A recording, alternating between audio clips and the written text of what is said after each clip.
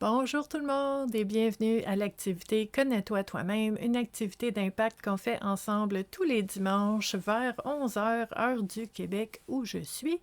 C'est une activité où est-ce qu'on se retrouve, on s'installe confortablement, on prend le temps d'explorer certaines facettes de notre cheminement personnel ensemble, toutes les semaines, depuis octobre 2018. Quand même! Ça fait presque 7 ans qu'on est ensemble tous les dimanches pour pouvoir explorer différentes facettes qui ont des impacts dans notre vie au quotidien. On fait des prises de conscience, on apprend des choses ensemble, on apprend à se connaître, on apprend aussi à voir les choses différemment, à, à connaître aussi nos blessures, mais nos patterns aussi, où est-ce qu'on a tendance à utiliser les mêmes outils pour se sortir de situations, où on a tendance à utiliser aussi les mêmes pratiques quand on communique avec les gens, et c'est normal, hein, parce qu'on a des habitudes en tant qu'être humain. Mais quand on fait des prises de conscience, on peut se rendre compte que des fois, nos outils, nos pratiques sont pas nécessairement les plus adaptés aux résultats qu'on aimerait avoir. Donc, le fait de prendre des prises de conscience peut nous aider à voir les choses différemment et à peut-être agir de façon différente, parler de façon différente, prendre des décisions puis faire des choix différents aussi pour changer notre quotidien. Donc, c'est très, très, très précieux. Il y a des gens qui sont avec nous tous les dimanches depuis 7 ans, presque. Puis, il y a des nouvelles personnes qui se joignent à nous à chaque semaine. Donc, bienvenue à vous tous et toutes. Très heureuse d'être avec vous encore une fois aujourd'hui. Pour les personnes qui sont nouvellement ici sur la communauté Vivre à coup de cœur, il faut savoir que tout ce qu'on fait ici est en lien avec le bien-être et la santé mentale. Donc moi, mon nom, c'est Stéphanie et puis je vous accompagne en fait depuis 7 ans maintenant presque en ligne via les réseaux sociaux. Donc moi, je suis intervenante psychosociale depuis 28 ans que j'accompagne les gens. Donc, pendant 21 ans, j'ai accompagné dans les organismes à but non lucratif dans ma région, donc la Rive-Sud de Montréal. Et depuis octobre 2018, je suis travailleur autonome. J'ai créé Vivre à coup de cœur pour pouvoir accompagner des personnes sans nécessairement avoir besoin d'être dans une région spécifique, sur un territoire ou d'avoir des critères au niveau de l'endroit où est-ce qu'on se rencontre, parce que ça, c'est quelque chose qui existe dans le milieu communautaire que j'aime beaucoup, beaucoup, beaucoup, beaucoup. Je travaille encore beaucoup avec les organismes communautaires, mais pour moi, c'est important. 2 de mes valeurs les plus importantes sont d'être accessible et d'être disponible. Donc, pour moi, de dire non à quelqu'un qui n'habite pas dans ma région, c'était très difficile. Puis là, depuis 7 ans, je ne suis pas obligée de dire non. Yay! Parce qu'on est en ligne, on est sur les réseaux sociaux, on peut se rencontrer via Zoom, il y a plein de possibilités de connecter et ça, c'est juste wow! Ça vient vraiment répondre à ce besoin-là d'être accessible, d'être disponible aussi. Donc, tous les dimanches, on fait l'activité Connais-toi toi-même, qui est une activité où on utilise les jeux de cartes oracle pour nous aider à faire des prises de conscience. Là, je sais qu'il y a des gens qui font comme « Ah, je vois pas le lien. » Donc, elle nous dit qu'elle est une intervenante psychosociale. Oui, des études en travail social, très sérieux, de la psychologie, de la sociologie, la communauté, c'est important, l'entraide. Oui, tout ça. Et les jeux de cartes oracle, c'est quelque chose qui peut nous aider parce que, en fait, ça nous aide à explorer des zones jusque-là inexplorées, justement. Donc, des zones grises, des zones d'ombre, où est-ce qu'on ne va pas tout le temps. Donc, quand on a un souci, une question, un défi, souvent, on va utiliser notre mental, hein? On va décortiquer ça là, jusqu'à la moindre petite chose, jusqu'à 3 heures du matin. Ça va spinner, ça va tourner. On va analyser, on va faire des pour, des contre, on va faire des catégories, on va essayer d'imaginer des scénarios, puis tu sais, c'est très, très, très mental. Puis c'est correct, c'est une de nos forces. Sauf que ton mental, là, ton intellect, ton rationnel va analyser ce qu'il connaît. Ton intellect va analyser les données qu'il y a déjà. Très précieux, souvent. Mais des fois, il y a des impacts de, de facettes ou de choses auxquelles on n'a pas pensé, puis que c'est pas dans nos données connues actuelles, c'est dans notre inconscient. Puis là, je fais un petit clin d'œil à notre ami Carl Jung, que j'aime beaucoup cette approche-là, qui va nous dire d'aller explorer l'inconscient. Comment on fait d'aller explorer quelque chose qui n'est pas conscient? Bien, il y a plusieurs outils qui peuvent nous aider à faire ça, entre autres les jeux de cartes oracle. Parce qu'on va brasser les cartes, on va sortir des cartes, on va découvrir ensemble c'est quoi les cartes qui sont sorties, on va regarder ces thématiques-là, puis on va faire « Wow, OK, j'aurais pas nécessairement pensé à ça aujourd'hui, mais allons-y. » On va aller en exploration de ces thématiques-là qui sont sorties pour voir un peu qu'est-ce qui sort. Qu'est-ce qui émerge? Ça ne sort pas de nulle part, là. Ça émerge de nous. Et c'est là que ça devient précieux parce que chaque fois qu'on fait cette activité connais-toi toi-même là, et chaque fois que je fais un tirage de cartes avec une personne, les thématiques qui vont ressortir vont avoir une signification différente pour chaque personne parce qu'on n'a pas tous les mêmes défis au même moment. On n'a pas les mêmes valeurs, on n'est pas les mêmes personnes, on n'a pas les mêmes interprétations des situations qu'on vit, on n'a pas les mêmes besoins. On n'a pas les mêmes intérêts, on n'a pas les mêmes conséquences aux décisions qu'on prend les uns et les autres. Donc, c'est très important que ce que tu découvres comme prise de conscience, ce soit vraiment adapté à toi et à ta vie. Donc, c'est pour ça que les jeux de cartes sont vraiment précieux pour faire ça. Voilà la petite introduction. Donc, moi, je suis en temps réel avec vous dans les commentaires maintenant. Faut savoir que Facebook a une nouvelle façon de faire les choses. Meta a une nouvelle façon de faire les choses depuis le mois de février. En fait, les vidéos qui sont filmées en direct sont supprimées après 30 jours. Ce que je trouve vraiment dommage parce que j'aime beaucoup être avec vous en direct, mais là, je ne veux pas que mes vidéos soient supprimées parce que les gens reviennent écouter ces activités-là des mois, des semaines, des mois, des années plus tard. J'ai vu une vidéo que tu as faite en 2019. Bien, c'est important pour moi que ça reste là comme une archive pour les personnes qui en ont besoin au moment où ils en ont besoin. Donc, pour respecter la nouvelle directive de Meta, mais j'enregistre cette activité-là juste avant 11 heures. Je la mets en ligne et je suis avec vous dans les commentaires en temps réel à 11 heures. Et la vidéo reste là tout le temps. Donc, ça a été notre compromis. Aujourd'hui, en fait, on approche de la rentrée. On approche de la rentrée, pas juste pour les enfants. Les vacances achèvent. Ça va être la rentrée un peu pour plusieurs personnes, puis entre autres les enfants aussi. Donc, j'ai pensé utiliser un jeu que ça fait un bout de temps qu'on n'a pas utilisé. C'est un jeu qui a été créé. C'est un effort, en fait, mère-fille. Très beau. On aime ça, les duos. Et c'est Jannick Lausier, que j'aime beaucoup. Si vous la suivez sur Facebook, vous savez comment c'est une personne colorée. Je vous dirais, c'est une de mes personnes préférées à suivre sur Facebook. Elle est vraiment très, très, très colorée, elle est dynamique, elle est vraie, authentique, vulnérable, tout ce que j'aime. Je l'aime beaucoup, Jannick. Et elle a fait ce jeu-là avec sa maman, Louiselle Parent. Sa maman a écrit les textes, Jannick a fait des images incroyables, donc elle a créé les images. Ça s'appelle « Wow, c'est beau la vie ». Et c'est un jeu, il y a 25 cartes dans ce jeu-là, c'est une petite boîte. Et c'est « Petite voix de sagesse au creux de l'oreille d'un enfant ». OK, je vous dis ça, là, pour les personnes qui me connaissent depuis un bout de temps, là. Ça dit que c'est pour les enfants. Oui.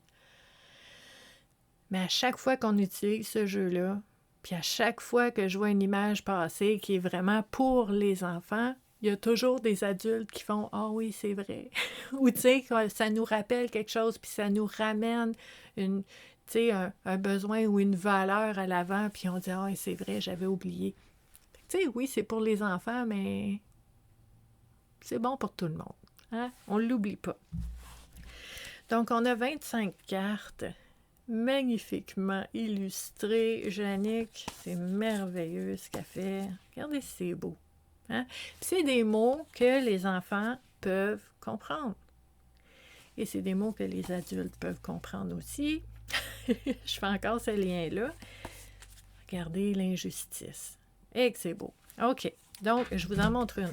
Injustice. Et de l'autre côté, on a le petit mot de Louiselle pour nous aider à explorer cette thématique-là avec nos enfants, avec nos élèves, avec les enfants de la garderie, avec nos neveux, nos nièces, avec nos petits voisins, avec les amis et pour nous-mêmes, avec la famille. On peut le faire avec nos enfants. Donc, très, très, très intéressant comme jeu.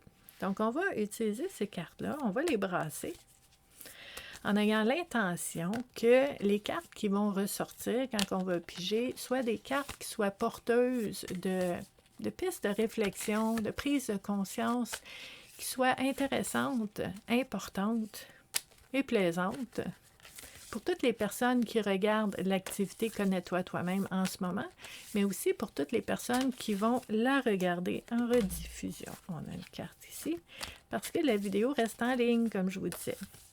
Donc, on va sortir 3 cartes. Deuxième.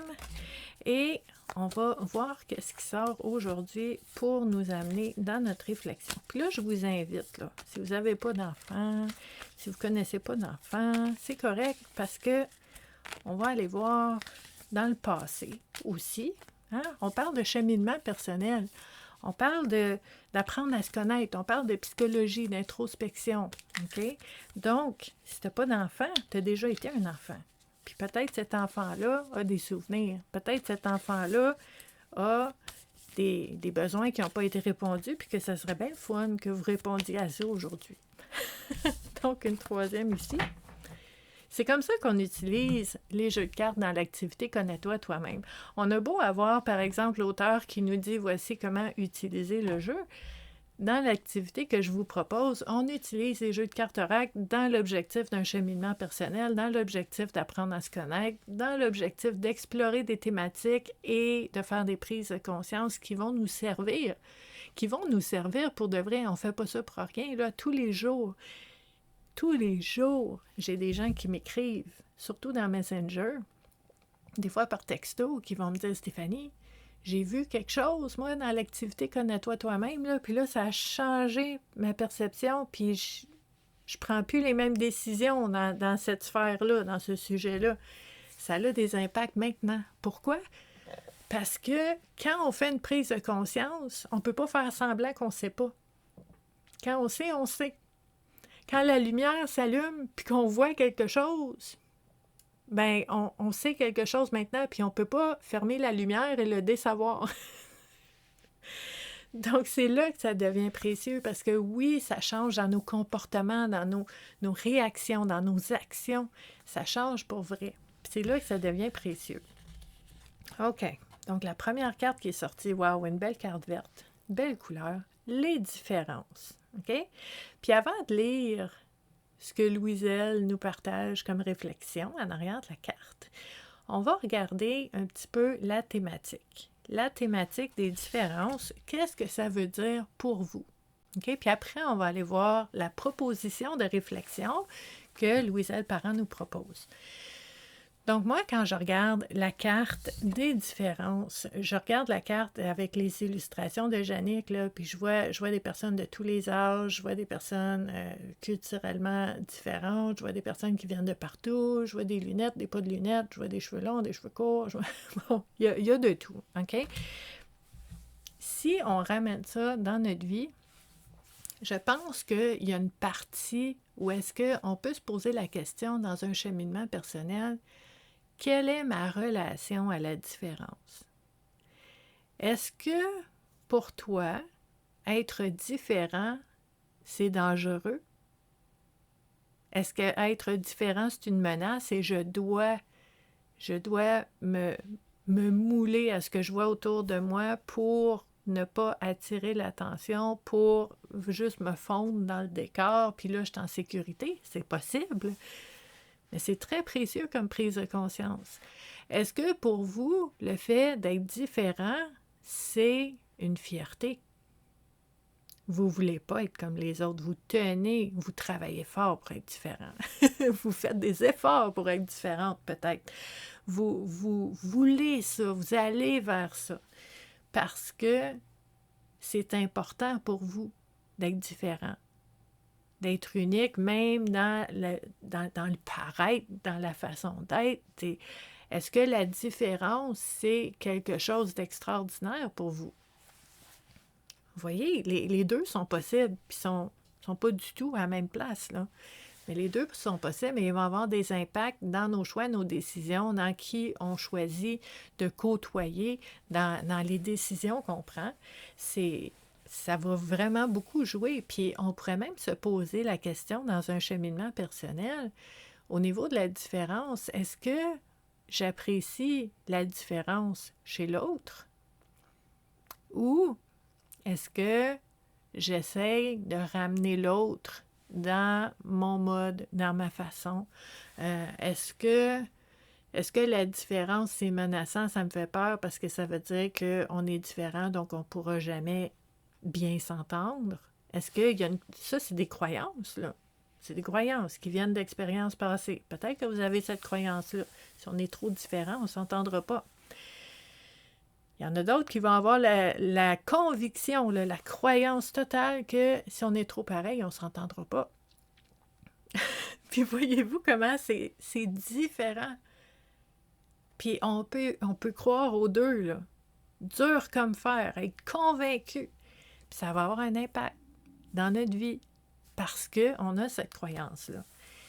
Est-ce que la différence, c'est quelque chose qui apporte de la richesse, de l'intérêt, de la curiosité pour l'autre, puis ce qu'il vit? Est-ce que la curiosité est malsaine? Parce que je veux des informations pour nourrir ma croyance, puis je vais prendre juste les infos qui vont avec la croyance que j'ai sur certaines personnes, certaines cultures, les hommes, les femmes sont toutes de même, les bons. Il y en a là, des croyances au niveau de la différence, puis au niveau de tout le monde pareil. Est-ce que c'est souhaitable? Est-ce que c'est pas souhaitable? Est-ce que le fait d'être différent, c'est une force? Est-ce que le fait d'être différent, c'est un défi? Puis là, je vous invite à sortir de la pensée en noir et blanc, du bien et du mal, du mauvais et du bon, et d'aller vérifier dans votre vie à vous, spécifiquement, chaque relation, chaque personne, de dire, ben avec cette personne-là, je sens que la différence, c'est bon parce que ça nourrit quelque chose, puis ça a du bon, on se complète bien. Avec telle autre personne, il faudrait qu'on soit plus semblable pour que je sois bien. Puis encore là, c'est ta perception, c'est ton ressenti. C'est pas la différence qui est bien ou mal, c'est de la façon que tu le vis. Puis qu'est-ce que ça veut dire? Une prise de conscience qui peut être intéressante, c'est de dire, par moment, la différence des gens me rend inconfortable. Et à ce moment-là, je me dis que c'est pas bon. Mais est-ce que c'est pas bon ou je suis juste inconfortable puis j'aime pas ça? Des belles prises de conscience. Des belles prises de conscience. Puis de se poser la question, la différence dans ma vie, où est-ce qu'elle vit? Où est-ce que je nourris la différence dans ma vie? Quelles sont mes particularités? Quelles sont mes spécificités? Quelles sont les façons dont je me perçois comme étant unique, puis que je trouve que c'est vraiment, là, c'est la source, c'est la nature de qui je suis, et je suis fière de ça. Puis on pourrait se poser la question de trouver la source, la nature de qui on est, la spécificité, l'unicité qu'on a, qui nous fait peur, qui nous rend inconfortable, puis qu'on essaye de cacher. Des fois, on essaye de cacher nos différences. Moi, je parlais, c'est drôle, ça vient de me rentrer dans la tête. Je suis allée déjeuner avec une amie la semaine passée. Je suis allée rencontrer Josée. Puis, on était en train de manger, puis on parlait de plein de choses différentes. Puis au niveau de la différence, justement, puis au niveau de l'unicité, puis je lui disais, en lien avec cet élément qu'on parle en ce moment, de dire quelles sont les différences que j'apprécie, puis que je nourris, puis que je cultive, puis quelles sont les différences inconfortables qui, tu sais, que je réagis pas de façon aimante ou bienveillante envers ces différences-là. Puis je donnais l'exemple, puis je vais le partager avec vous. Ça fait longtemps, là. J'ai 47 ans maintenant, mais je me souviens quand j'avais 13 ans, 12-13 ans, j'étais jeune, là. Puis, écoute, je passais tellement de temps dans la salle de bain de la maison à essayer par tous les moyens possibles, avec de l'alcool à friction, du peroxyde, des mélanges, plein d'affaires. Je me suis brûlé la face parce que je voulais enlever mes taches de rousseur. Je voulais enlever mes taches de rousseur. C'était trop différent. Je me faisais niaiser. Je me faisais demander si je prenais des bains de soleil avec une passoire sur la tête. C'était, tu sais, c'est des niaiseries, mais ça... J'étais vraiment, vraiment mal avec ça. Puis je voulais les enlever, je voulais les effacer, je voulais les brûler, je voulais plus n'avoir de taches de rousseur. Ça, c'est un exemple, quand tu vois une différence que tu as puis tu n'es pas bien et que tu n'accueilles pas et tu n'assumes pas et que tu n'aimes pas, ben, tu peux te faire du mal. Puis encore, comme adulte, s'il y a quelque chose que tu n'aimes pas de toi, tu peux te faire du mal. Donc, la différence, comment elle se manifeste dans ma vie, c'est quoi ma réaction face à ces différences-là. Puis comme je vous dis à chaque semaine, là, on va pas tout changer maintenant, là. C'est pas en 45 minutes une activité connais-toi toi-même qu'on va, on va tout bulldozer puis changer notre vie au complet, là. On fait des prises de conscience, on voit clairement certaines choses, on laisse mijoter, puis on verra qu'est-ce qui émergera pour nous aider et nous amener vers d'autres choses. OK? Donc, si pour vous, au niveau des différences, vous voyez d'autres choses, laissez-le dans les commentaires. Puis vous voyez comment on peut utiliser des cartes pour les enfants puis faire des réflexions très, très adultes. Mais vous voyez aussi qu'on peut faire des réflexions enfants. Donc, l'auteur nous propose ici les différences. Comme moi, je sais que tous les gens autour de moi ont un cœur et veulent être aimés. Ça, c'est pareil. Aujourd'hui, j'aime les gens comme ils sont, avec leurs différences. Mon cœur ressent beaucoup d'amour pour tous. Puis là, il y a une question pour l'enfant. De quelle façon peux-tu montrer aux autres à quel point tu les apprécies? Avec une carte, on a ce bel exercice-là. Donc, si vous voyez d'autres choses, laissez-le dans les commentaires comme d'habitude pour qu'on puisse poursuivre la réflexion puis suivre un petit peu différents chemins pour se rendre à différentes prises de conscience en lien avec cette thématique-là. Maintenant, deuxième carte. Une belle carte ensoleillée et c'est la carte participer. Donc, on voit dans cette image-là, il y a de l'action. Ça bouge. Donc, on participe. Et avant de lire ce que l'auteur nous propose, je vous invite à voir ce que ça veut dire pour vous, quel lien vous faites, quel souvenir émerge, qu'est-ce que ça veut dire pour vous en ce moment, dans votre vie à vous, de participer. Puis moi, je vous dirais, une des façons qu'on peut explorer cette thématique-là dans un cheminement personnel, c'est de se poser la question, dans les situations et les événements que je vis en ce moment, dans mes relations, comment je participe à ce qui se passe. Puis là, attention, on n'est pas en train de culpabiliser ou de blâmer qui que ce soit, les autres, ni nous-mêmes. On veut juste voir comment je participe à ce qui se passe ou comment je ne participe pas à ce qui se passe. Parce que, vous savez, comme moi, des fois, on vit des situations, puis on peut figer. On peut avoir tellement d'options autour de nous qu'on ne sait plus quoi faire, puis on s'assoit puis on ne fait rien parce qu'on ne sait pas. On peut avoir peur, on peut avoir des doutes, on peut avoir peur de se tromper, puis on peut dire « moi, je ne fais rien ». Dans le doute, je ne fais rien. Donc, ma participation n'est pas là quand j'attends ou quand je ne fais rien. Puis des fois, je vous dis, c'est important de sortir de la pensée noir ou blanc, bien ou mal. Là. Je ne vous dis pas que c'est mauvais d'attendre. Des fois, il faut attendre. Des fois, ce n'est pas le moment. Et on va prendre une pause. Et ma façon de participer à la situation, c'est de choisir de prendre une pause. Des fois, c'est ça, ma participation. Mais des fois, ça va être plus actif. Des fois, je vais faire une démarche, je vais faire une action.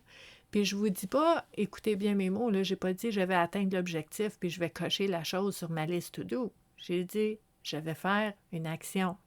Je vais faire un geste, je vais faire une démarche aujourd'hui pour m'amener dans la direction de qu'est-ce que j'aimerais vivre.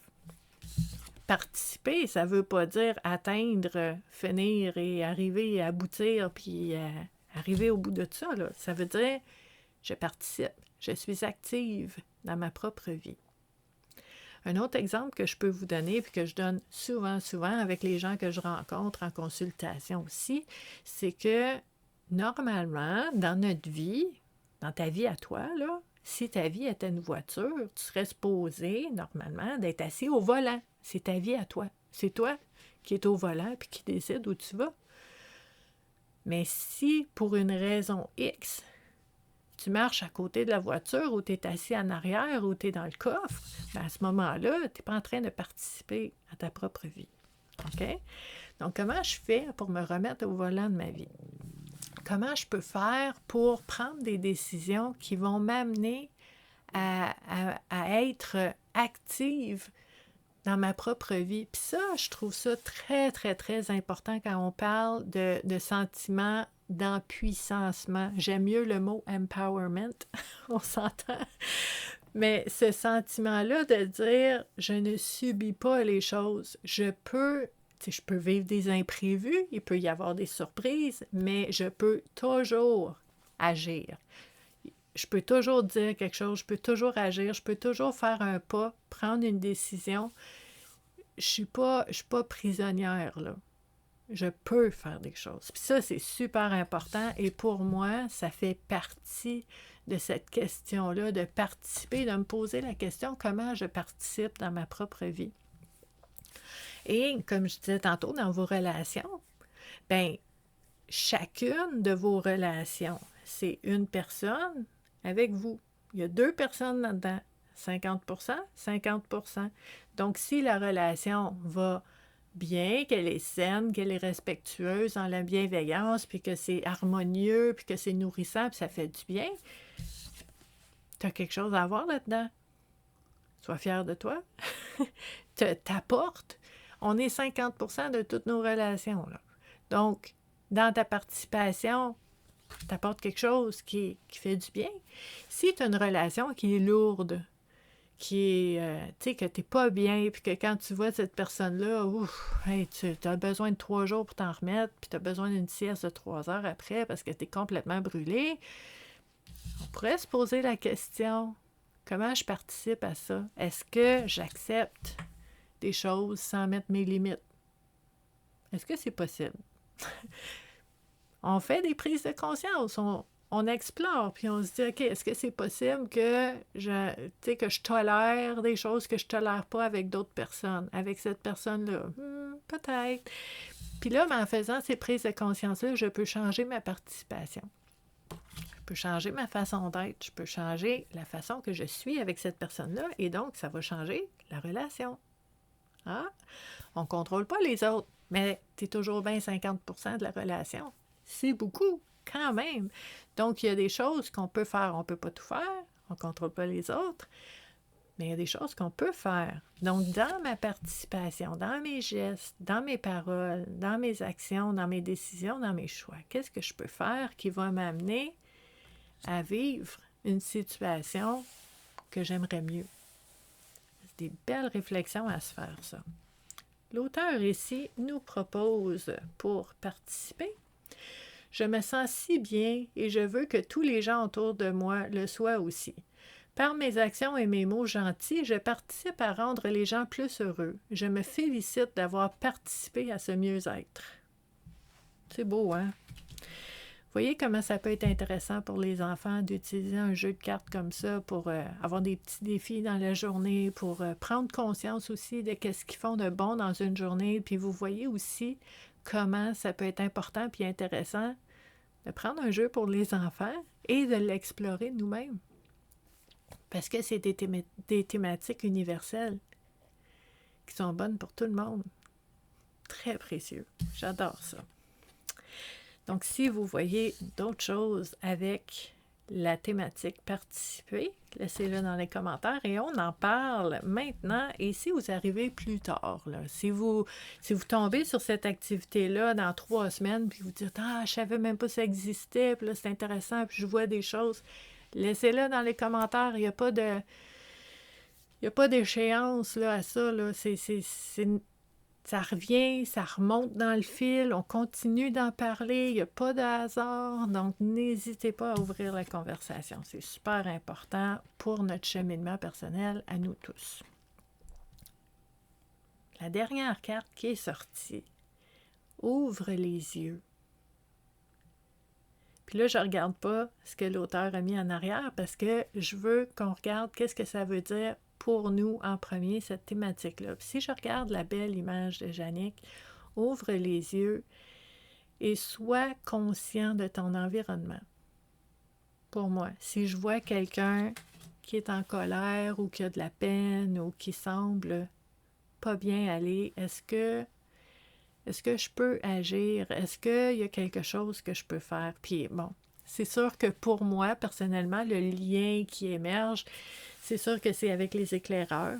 Les éclaireurs, les sentinelles aussi, qui sont formés partout à travers le Québec. Ce sont des citoyens qui sont formés pour apprendre comment reconnaître les signes, les symptômes d'une personne qui ne va pas bien et l'approcher, l'aborder, l'accueillir, l'écouter, être capable de l'aider, de la diriger vers les ressources qui vont pouvoir l'aider.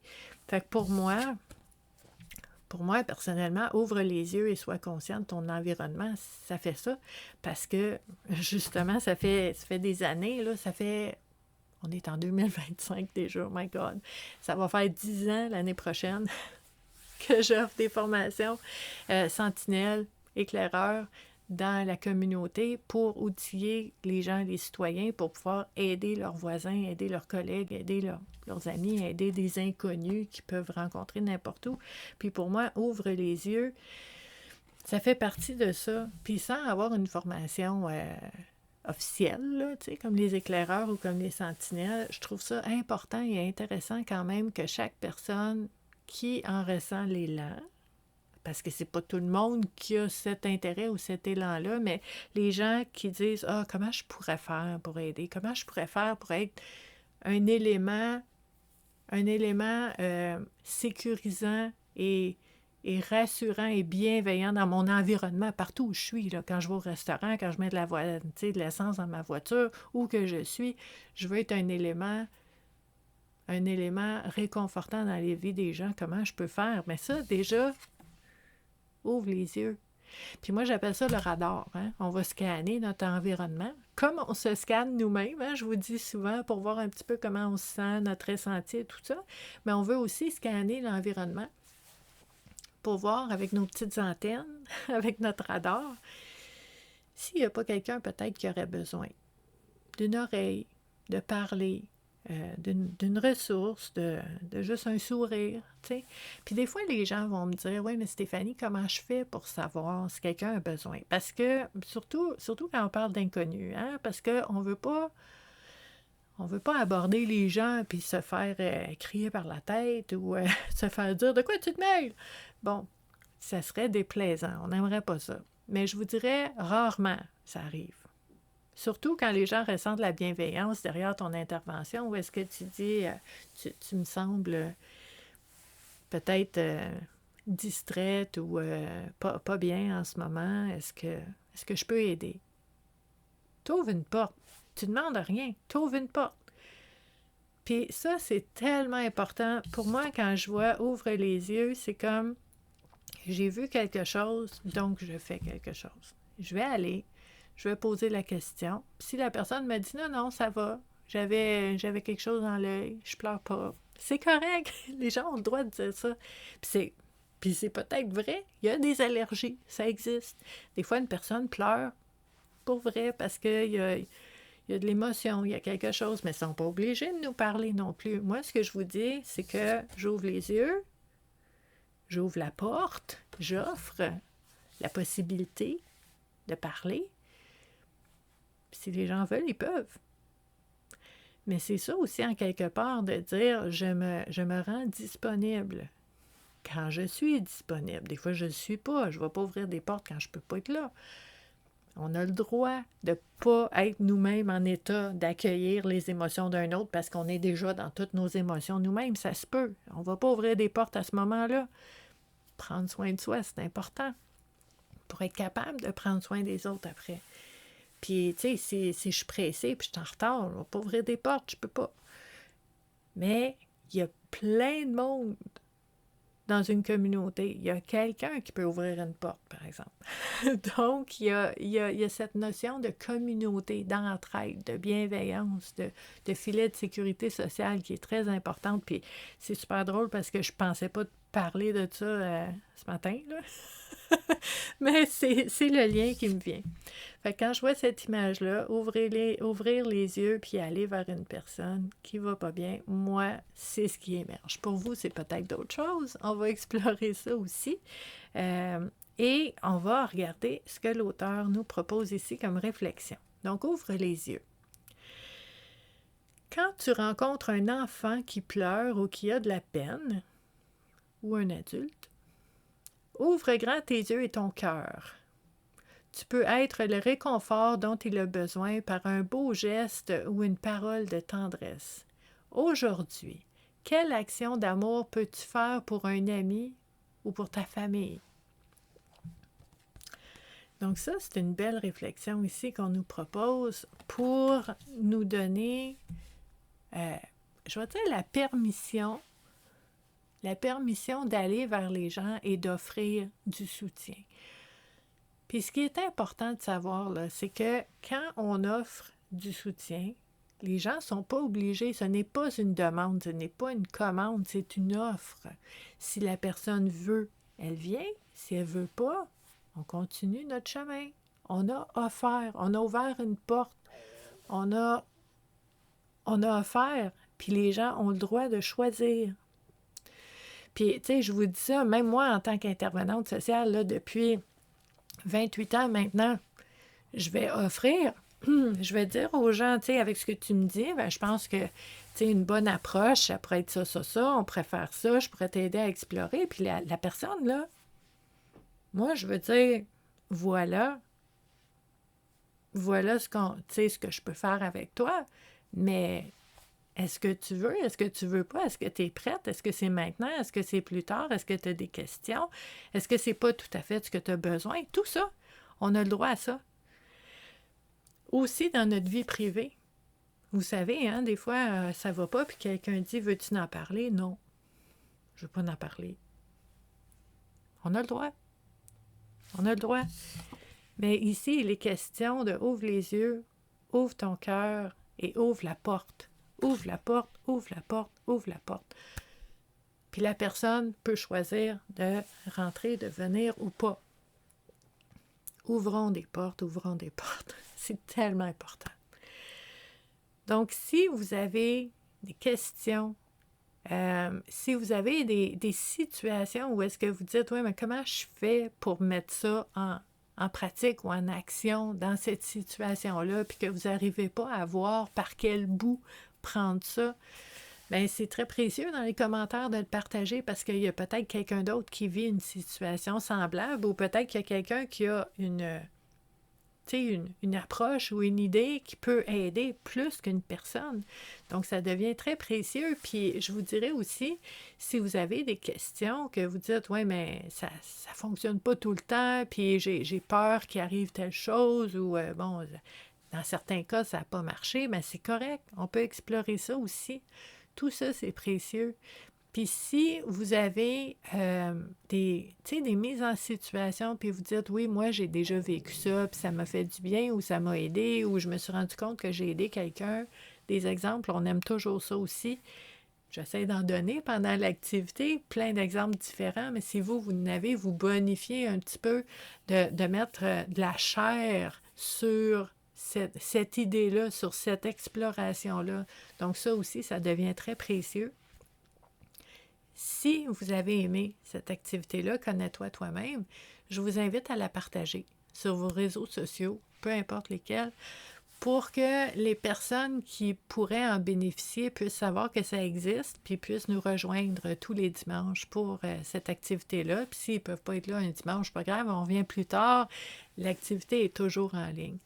Donc, si vous pouvez m'aider à faire ça, j'apprécierais beaucoup, beaucoup, beaucoup. Et mais sur ce, je vous souhaite une super belle journée en ce dimanche de canicule. au Québec où je suis. Pas chaud. On s'en plaint pas. On va. Moi, j'ai. Tu sais, en autant, j'ai des ventilateurs et l'air climatisé, je suis bien correct. Donc, comment vous vivez la chaleur? J'espère que vous restez en sécurité aussi. Hein, tu sais, faut s'aérer, là. Faut quand même prendre soin de soi dans ces conditions-là aussi. Donc, je vous souhaite une belle journée. Puis, je vous dis à dimanche prochain pour une autre activité. Connais-toi toi-même. Bye!